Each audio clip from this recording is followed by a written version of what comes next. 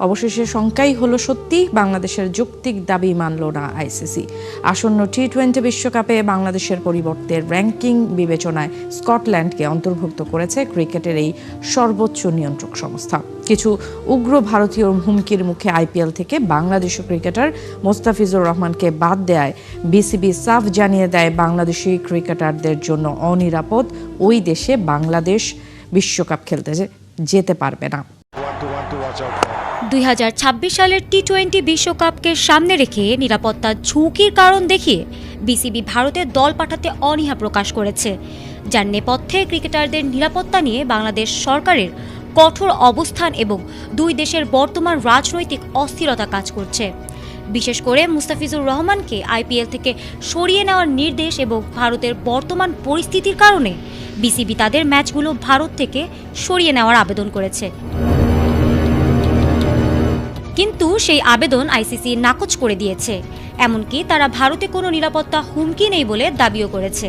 আইসিসির এই সিদ্ধান্তের পরও বাংলাদেশ সরকার তাদের অবস্থানে অনড় থাকায় এবং ভারত সফর থেকে বিরত থাকার সিদ্ধান্তে অটল থাকায় বাংলাদেশ দল বিশ্বকাপ থেকে ছিটকে যাওয়ার এবং তাদের পরিবর্তে অন্য কোনো দলের অন্তর্ভুক্ত হওয়ার সম্ভাবনা তৈরি হয়েছে, যার দরুন আন্তর্জাতিক ক্রিকেটে বাংলাদেশের অবস্থান নিয়ে নতুন করে অনিশ্চয়তা তৈরি হয়েছে।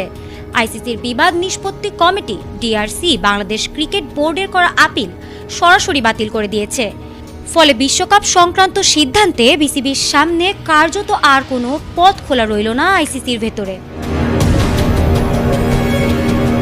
বিশ্বকাপ আয়োজন ও অংশগ্রহণ নিয়ে আগে যে সিদ্ধান্ত নেওয়া হয়েছিল, মূলত সেটি পুনর্বিবেচনার আবেদন জানিয়েই আইসিসির কাছে আপিল করেছিল বিসিবি।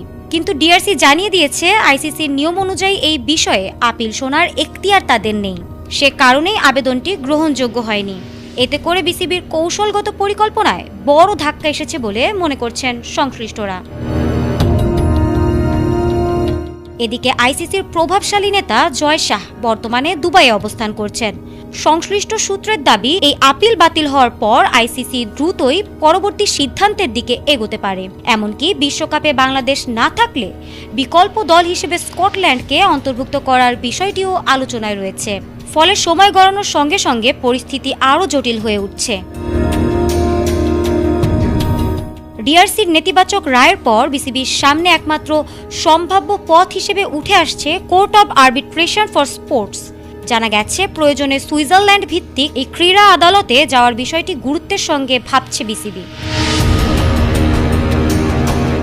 আইসিসির এই সিদ্ধান্ত বাংলাদেশের ক্রিকেট প্রশাসনের জন্য বড় চ্যালেঞ্জ হয়ে দাঁড়িয়েছে। বিশ্বকাপে বাংলাদেশের ভবিষ্যৎ কি হবে তা নির্ভর করছে এখন